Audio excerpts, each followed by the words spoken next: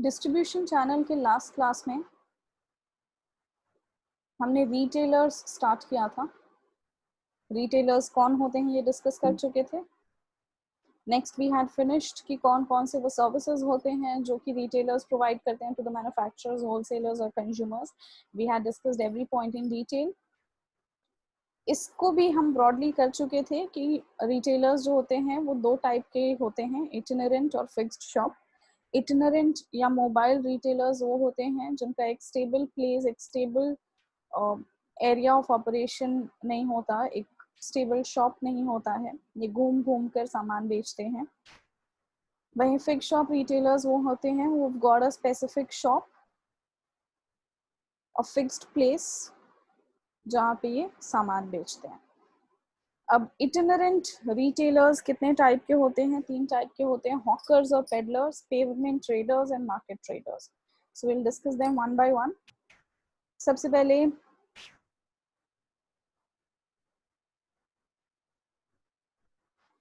पहले हम देखते हैं हॉकर्स और पेडलर्स। हॉकर्स और पेडलर्स कौन होते हैं? हॉकर, हॉक का मीनिंग होता है आवाज लगाना। जैसे स्टेशंस पर जब चाय बेचते हैं आपको, या फिर आपके लोकेलिटी में कुछ सामान बेचते हैं, हर एक माल 10 रुपए। सो you know they keep on shouting, they shout and attract the customers towards them. So hawkers जो हॉक करते हैं या आवाज लगा के सामान बेचते हैं, और पेडलर्स जो पैडल पे, पैडल्स यानी कि साइकिल या किसी तरह का, as you can see in the picture there is a cycle in which he is installed a small container जिसके अंदर वो सामान लगा के बेच रहे हैं। सो हॉकर्स जो हॉक करके, और पेडलर्स जो कि पैडल से घूम घूम के सामान बेचते हैं। सो इनका ना traditional style of selling the good क्या होता है, that they either carry the goods on their shoulders or on their heads, and then they sell it to people around them. So hawkers और पेडलर्स कहाँ पे सामान बेचते हैं? ये जो भी बिजी लोकेलिटीज होती हैं या रेसिडेंशियल एरियाज होती हैं, लोकल बसेस, ट्रेन स्टेशन, वहाँ पे सामान बेचते हैं। किस टाइप के सामान बेचते हैं? ये लो क्वालिटी। क्या ये बहुत सारा वैरायटी लेकर चलते हैं? नहीं, बिकॉज ये शोल्डर पे और सर पे सामान लेकर बेच रहे होते हैं। सो इनके पास हर सामान की बहुत सारी वैरायटी नहीं होती, सब कुछ थोड़ा थोड़ा रखा होता है। And they deal into low quality products. Why is it so that hawkers and peddlers are popular? Because the goods are delivered at the doorstep of the customers. आपके आसपास दरवाजे पे, कॉलोनीज में जहाँ आप चल रहे हो, it's very easy for you to buy goods from them. So that's hawkers and peddlers. Next is market traders और periodic market traders. ये market traders कौन होते हैं? अब जब मैंने इसके आगे periodic आपको बताया तो I'm sure you must be able to figure it out.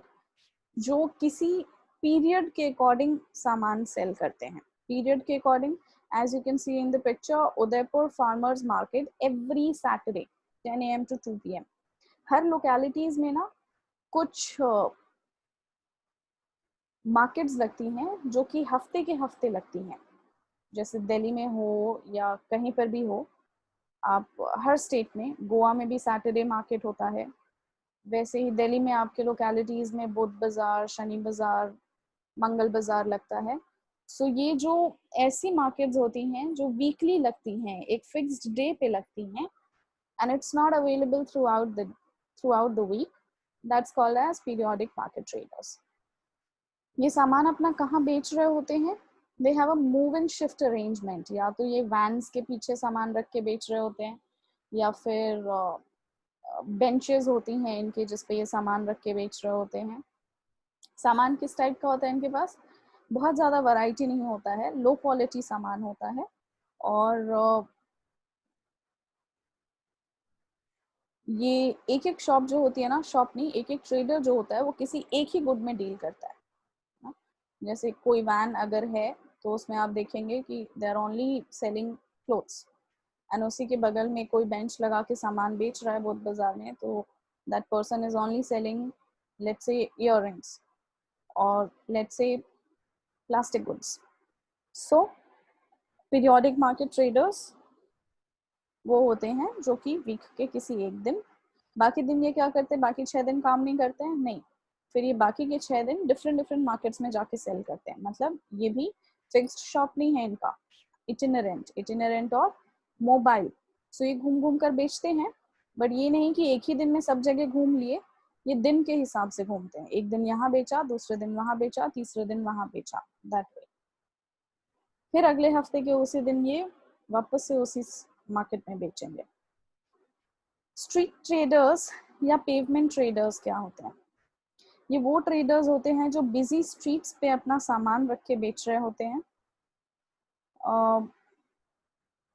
इनके पास सामान जो होता है वो किसी एक पर्टिकुलर टाइप का होता है। As you can see in the picture, fruits बेच रहे हैं या वेजिटेबल्स बेच रहे हैं। कौन सी जगह पर बेचते हैं ये? जो जहाँ पर फ्लोटिंग पॉपुलेशन हो, लोगों का आना जाना लगा रहे, रेलवे स्टेशन हो, बस स्टॉप हो। क्या इनका फिक्स्ड अरेंजमेंट होता है? पक्की दुकान होती है? नहीं। As you can see on the picture कि एक वाइट शीट बिछा के लोग सामान बेच रहे हैं, या फिर कुछ बेंचेस और टेबल या चौकी लगा के कार्टन्स में सामान रखा हुआ है। So this is how street traders or pavement traders operate. ये itinerant, again mobile traders है ना, so they do not have any fixed shop. जब तक कोई आके पुलिस वाला भगा नहीं दे, तब तक they would be there and selling their goods.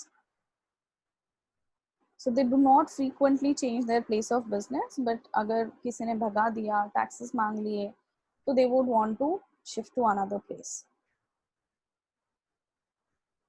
Fixed shop retailers, itinerant, जिनके पास जगह नहीं होती है, कोई एक फिक्स प्लेस नहीं होता है ऑपरेट करने का, और फिक्स शॉप जिनके पास एक फिक्स्ड प्लेस होता है ऑपरेट करने का। अब फिक्स शॉप रिटेलर्स जो होते हैं ये दो टाइप के होते हैं, small scale fix shop retailers and large scale fix shop retailers. Small scale fix shop retailers जो छोटी दुकान होती हैं, जिनको स्टार्ट करने के लिए कैपिटल रिक्वायर्ड कम होता है, जिनका स्टॉक कम होता है, जिनका लॉट्स जिसमें वो कंज्यूमर के साथ डील करते हैं वो कम होता है। वहीं लार्ज स्केल इसके जस्ट ऑपोजिट, जिन शॉप्स को ओपन करने के लिए ह्यूज अमाउंट ऑफ इन्वेस्टमेंट लगता है, कैपिटल इज रिक्वायर्ड, इनका stock is quite enough, quite huge, they also sell the goods in huge lots to customers. So अब हम small scale fix shop retailers के टाइप देखते हैं। ये 6 टाइप के होते हैं। जनरल स्टोर्स, आपके घर के आसपास जो जनरल स्टोर्स होते हैं ना, जिसमें आपको बहुत सारा सामान रेगुलर यूज का, जनरल यूज का मिल जाता है।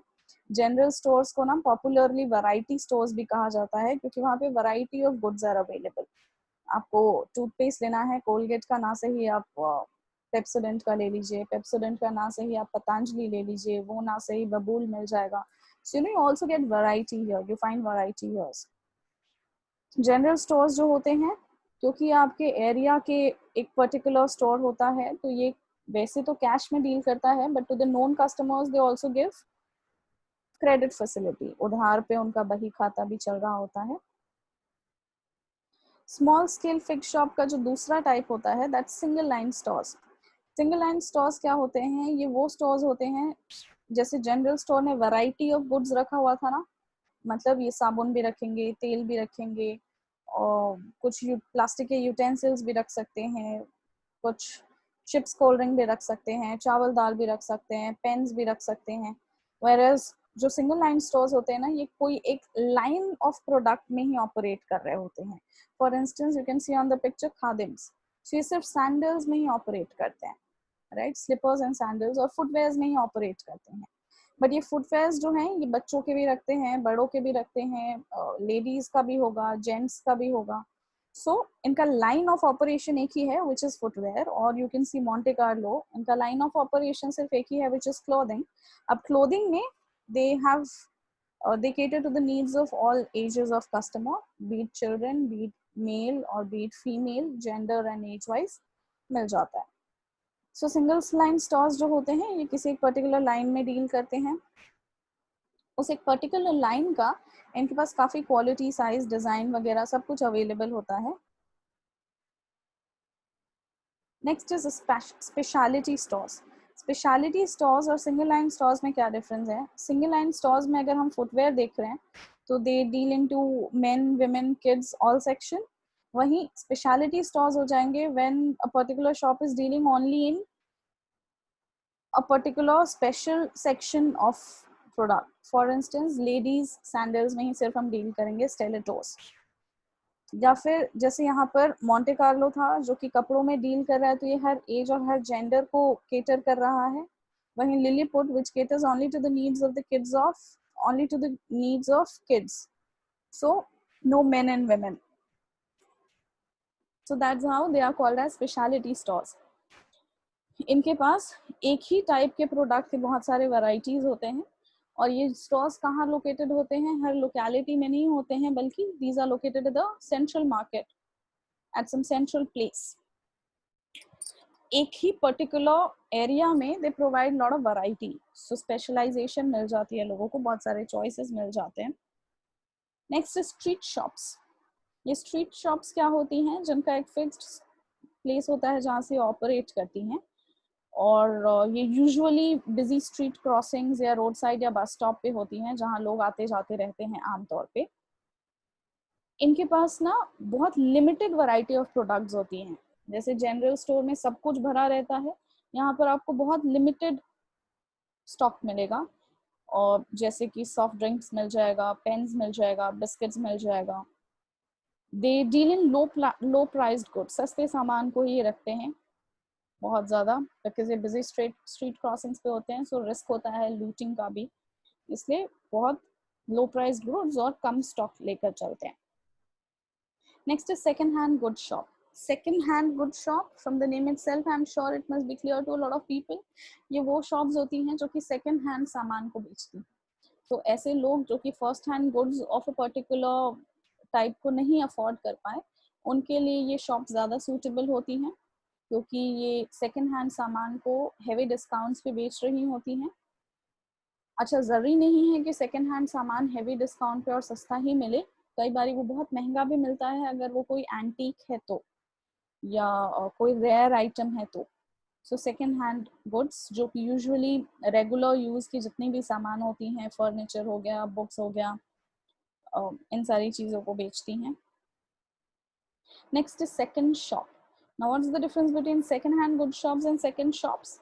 सेकेंड हैंड गुड्स शॉप में सेकेंड हैंड सामान बिक रहा होता है जो ऑलरेडी यूज्ड होता है, मेरे सेकेंड शॉप में जो सामान बिक रहा होता है ना, ये यूज्ड सामान नहीं होता है, बल्कि ये डिफेक्टिव सामान होता है. ठीक है, that's called as second shop. अगर कोई बहुत बड़ी कंपनी है, let's say Louis Vuitton.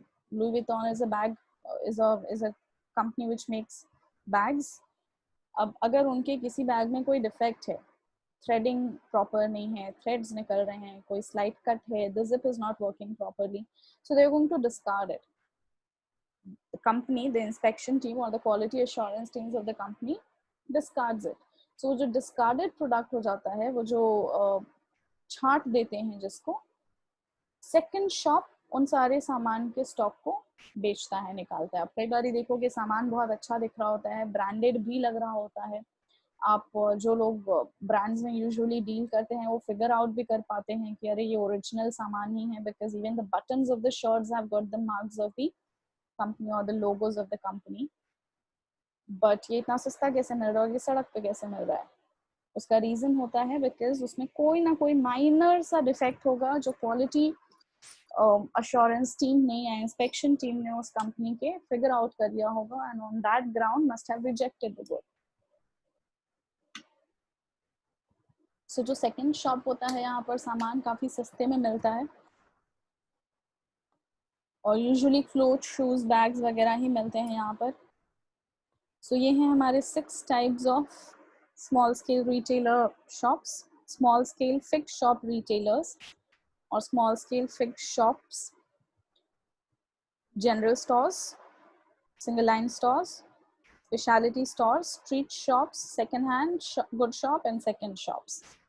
Next हम देखते हैं लार्ज स्केल रिटेलर शॉप्स कितने टाइप के होते हैं. ये ब्रॉडली 4 टाइप के होते हैं. Different books will tell you different types of large scale retailer shops, but क्योंकि बहुत सारे टाइप्स के ना एमालगमेशन हो गए हैं, जैसे सुपरमार्केट्स जो हैं वही मल्टीपल शॉप्स या डिपार्टमेंटल स्टोर्स भी होते हैं, इसलिए अब इसका जो ब्रॉड कैटेगराइजेशन होता है वो यही 4 होता है.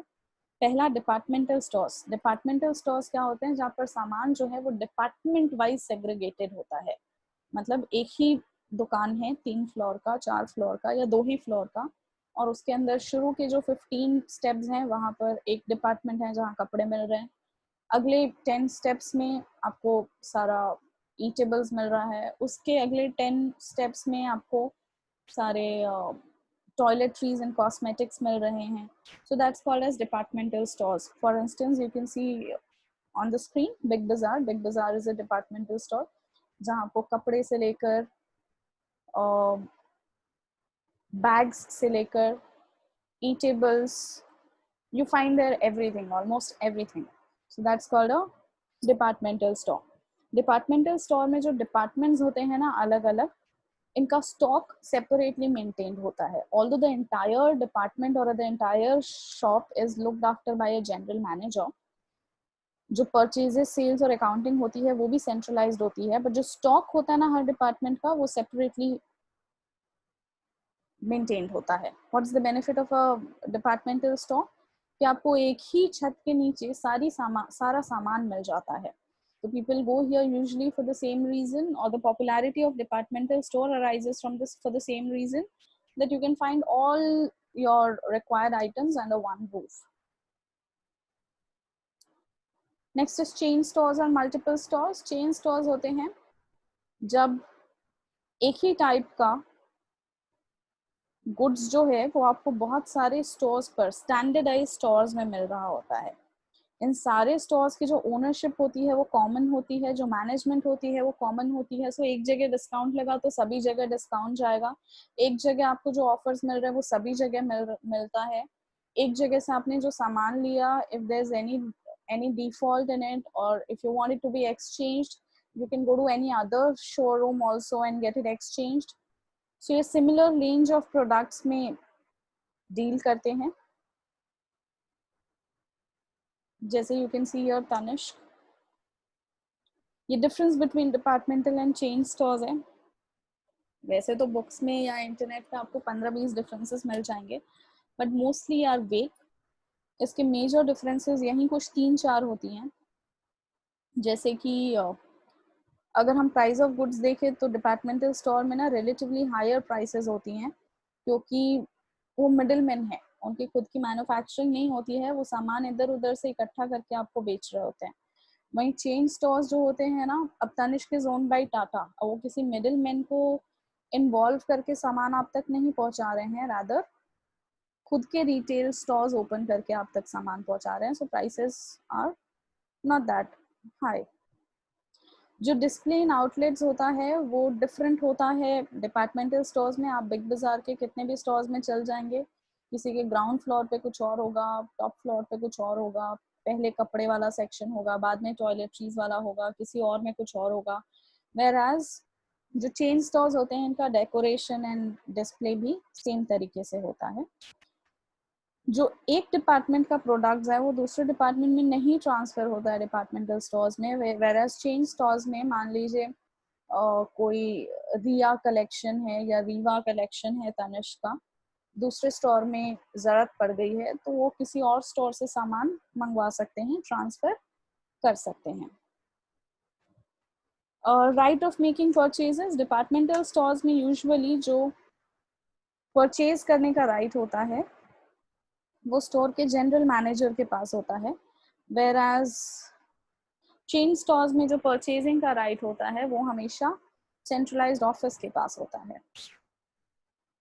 Next is mail order business. Mail order business होता है जब भी एडवर्टाइजमेंट किया जाए प्रोडक्ट का थ्रू न्यूज़पेपर्स और टेलीफोन्स, और सामान का जो ऑर्डर है वो भी बाय टेलीफोन या फिर बाय मेल भेजा जाए, और फिर सामान को पैक करके वीपीपी से या पार्सल से. VPP is value payable post. Value payable post क्या होता है कि अगर मैं एक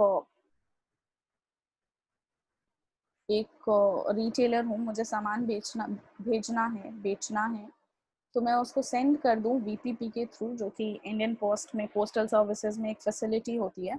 जब सामान वहाँ चला जाएगा तो वो डिलीवर कस्टमर को तभी होगा जब कस्टमर ने वो वीपीपी से जो भी वैल्यू लिखा हुआ है ना वो पोस्टल सर्विसेज को दे दिया. If they've paid it, only then they will be able to receive the goods. So इसमें जो सामान होता है वो पार्सल के थ्रू या वीपीपी के थ्रू भेजा जाता है. अब ज़्यादातर यूज़ नहीं होता है हालांकि mail order business, but it is still prevalent. जैसे आप लोगों ने देखा होगा एशियन स्काई शॉप, अभी भी टेलीविजन पे कई बार ये ऐड आता है। So that's an example of mail order business. Automatic vending machines और AVM, as you can see in the picture, there is a machine जिसके अंदर बहुत सारा गुड्स रखा हुआ है। कुछ जूसेस हैं, कुछ कोल्ड ड्रिंक्स हैं, कुछ चिप्स हैं, कुछ चॉकलेट्स हैं।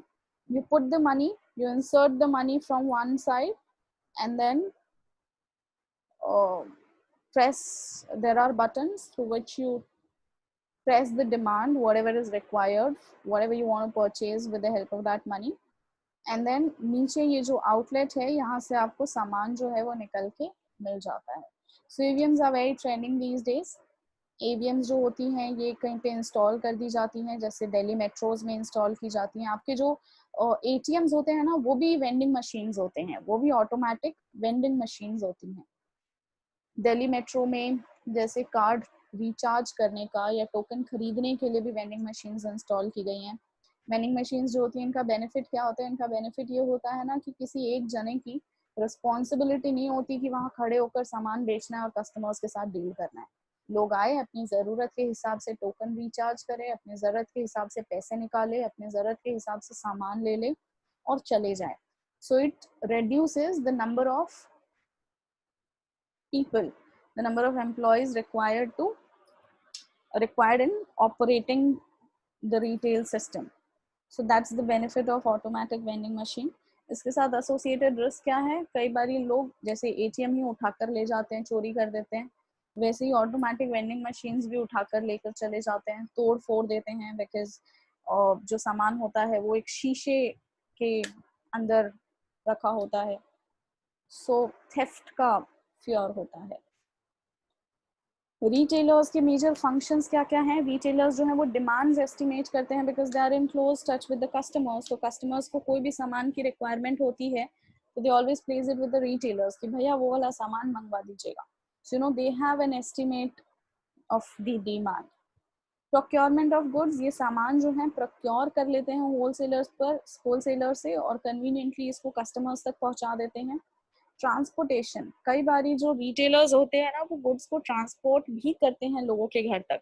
बहुत सारे रिटेल स्टोर्स जो होते हैं, चाहे वो जनरल स्टोर्स हों या डिपार्टमेंटल स्टोर्स हों, they also deliver the goods to the doorsteps of the customers. So that's just an additional benefit which retailers provide to avoid to win over their competitors, because there are too many retailers in the market. So वो क्या additional benefits हैं जो अपने customers को पहुंचा सकते हैं? उस चक्कर में बहुत सारे retailers credit facility देते हैं, कुछ transport facility देते हैं। So that's also a function performed by retailer. Storing goods, retailers जो होते हैं वो goods को store करते हैं, बहुत ज़्यादा quantity तो नहीं, but they do maintain decent stock of goods. Grading and packaging, they also grade and package the goods. For instance, जब मैं आपको सर्विसेज टू कस्टमर्स पढ़ा रही थी पिछली क्लास में, मैंने आपको तब भी बताया था, जैसे आप दिवाली पे या होली पे देखते होंगे अपने रिटेल शॉप्स पर कि they make a very beautiful basket of all assorted things. उसमें एक चिप्स का पैकेट होगा, एक जूस का होगा, एक नमकीन का होगा, 3-4 बिस्किट्स होंगे। So all of that grading and packaging or assortment is done by the retailer shops. Risk bearing, they do bear the risk. चाहे वो जो भी स्टॉक अपने पास मेंटेन करते हैं, there is always risk associated with maintaining stock. बारिश हो जाए, बाढ़ आ जाए, चूहे ने कुतर दिया, lot of goods get destroyed because of that. Selling, the function of selling, retailers are the ones who sell the goods. Company manufacture करती रह जाए, बट सेलिंग कौन करता है? The manufacturing is going to get wasted if it's not sold at the right time to the right people. So the function of selling is performed by retailers. So that's an important function which retailers perform. What the factors influencing the choice of channel? अब जब हम पूरा distribution channel पढ़ चुके, हम market logistics पढ़ चुके, हमने levels of channels पढ़ लिया, हमने टाइप्स ऑफ मिडिलमैन पढ़ लिया, तो फाइनली हम पढ़ रहे हैं कि हमें कौन सा चैनल चूज करना चाहिए. What are the factors according to which choice of channel needs to be made. 1 level channel रखना है, 2 लेवल रखना है, 3 लेवल रखना है, ये कैसे किन फैक्टर्स पे डिसाइड करें. So there are majorly 4 factors: market considerations, product considerations, middleman considerations, and company considerations. We'll study them one by one.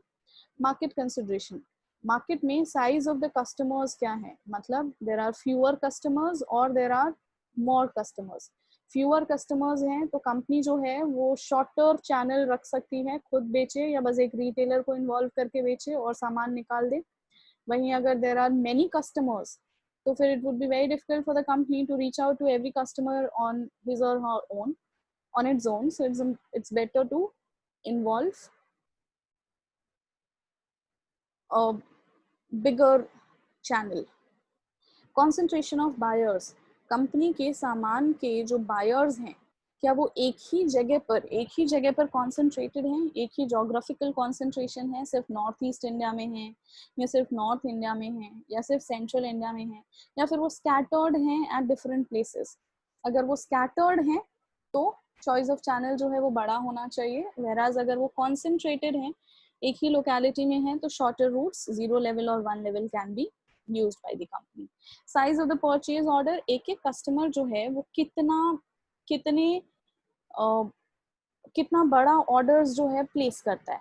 क्या उनके छोटे छोटे ऑर्डर्स होते हैं, जैसे हम शॉप्स पे जाते हैं और हम एक बार में एक ही टूथपेस्ट और एक ही साबुन लेकर आते हैं, तो हमारा छोटा ऑर्डर साइज होता है. वही या फिर ऐसा होता है कि हम एक ही बारी में बहुत सारा सामान 15-20 साबुन ले आए, 150 टूथपेस्ट ले आए. So that's the order size. तो अगर ऑर्डर साइज छोटा छोटा होना है, इंडिविजुअल ऑर्डर साइज होना है, स्मॉलर ऑर्डर साइज होना है, तो इट्स बेटर कि आप रिटेलर्स को, होलसेलर्स को इन्वॉल्व करें. वेरएज अगर ऑर्डर साइज बड़ा होना है, मेरे 10 ही कस्टमर होंगे या 20 भी होंगे या 100 भी होंगे, तो सबका ऑर्डर साइज बड़ा होगा. ऐसे केस में मिडिल मैन को अवॉइड किया जा सकता है और डायरेक्टली डील किया जा सकता है उन कस्टमर्स के साथ. Next is product considerations. क्या क्या प्रोडक्ट कंसिडरेशंस होती हैं चॉइस ऑफ चैनल में. पेरिशेबिलिटी. क्या गुड्स जो है वो जल्दी सड़ जाने वाला है, पेरिशेबल नेचर का है, नॉन ड्यूरेबल नेचर का है, तो ऐसे केसेस में शॉर्टर चैनल होना चाहिए, वरना एक मीडियम से दूसरे मीडियम तक जब पास करेगा तब तक वो सड़ जाएगा. वहीं गुड्स जो है अगर वो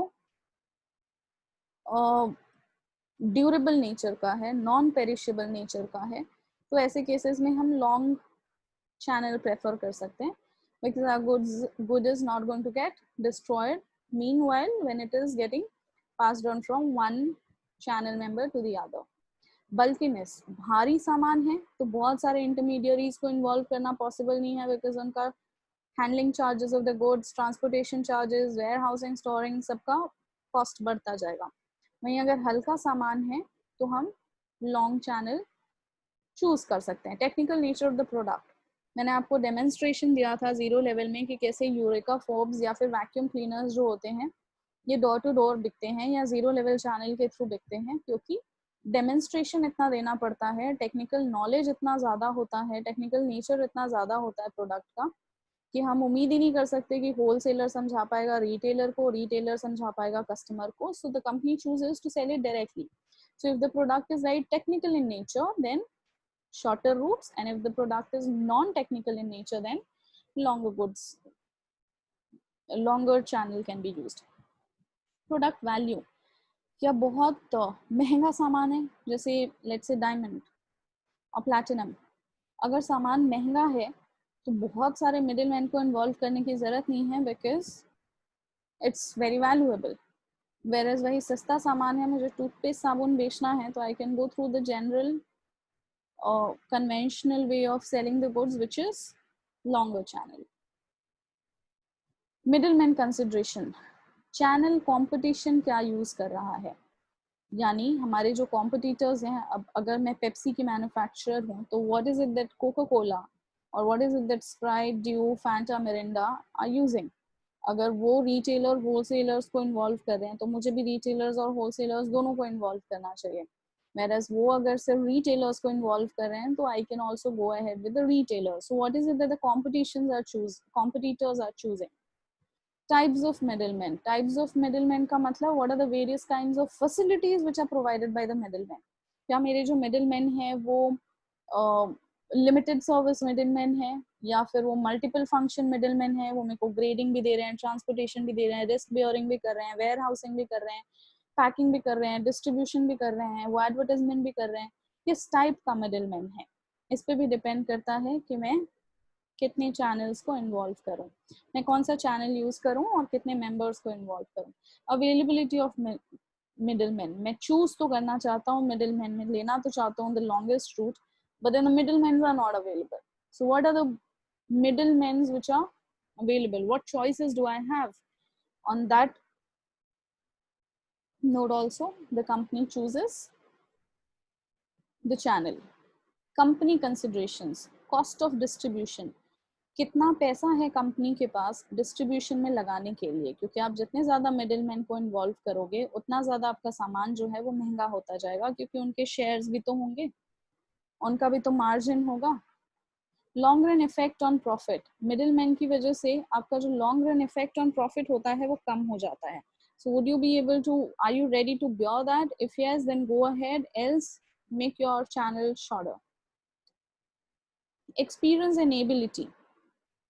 अब मैं long run effect on profit के हिसाब से तो सोचती हूँ कि मुझे कम मिडिल मैन को इन्वॉल्व करना है, बट मुझे सामान जो है वो बेचने के लिए ना तो मैं एबल हूँ ना ही मुझे एक्सपीरियंस है.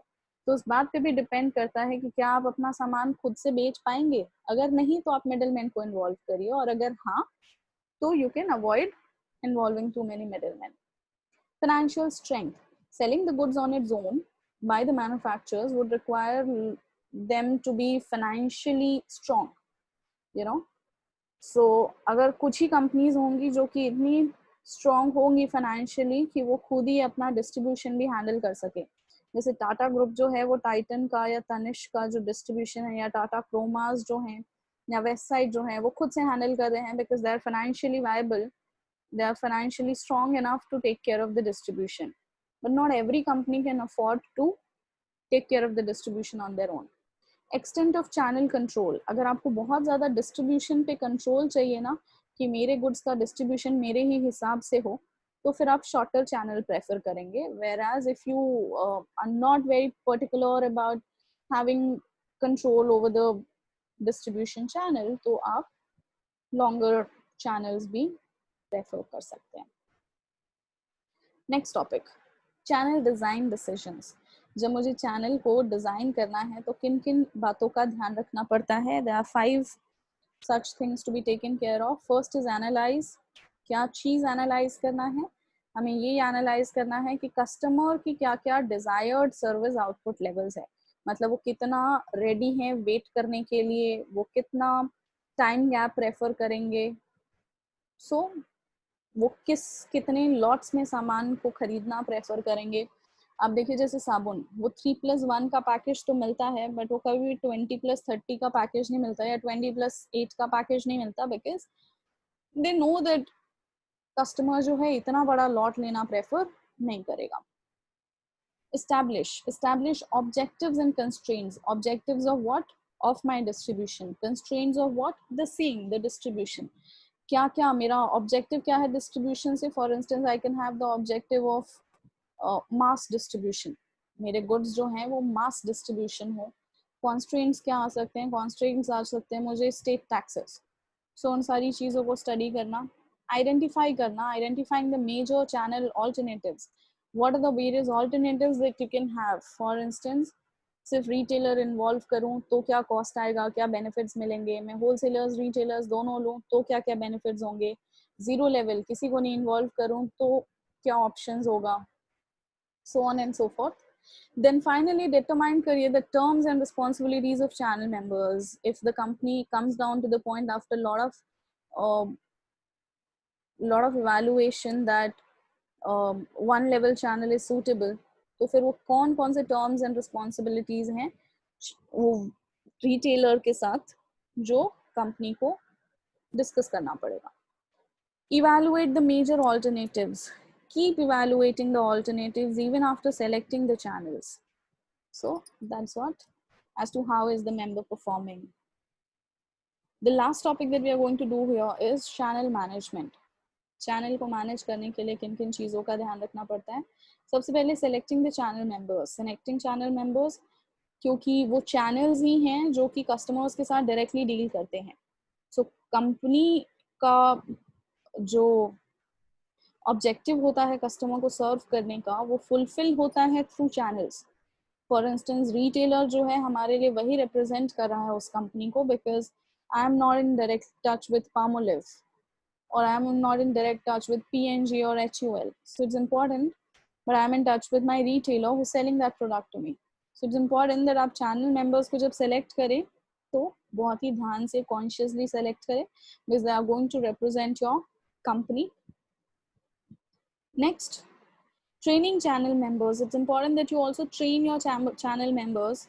उनकी ट्रेनिंग भी होनी चाहिए सही तरीके से, ताकि वो आपके कंपनी को सही तरीके से रिप्रेजेंट कर सकें in the eyes of the customers.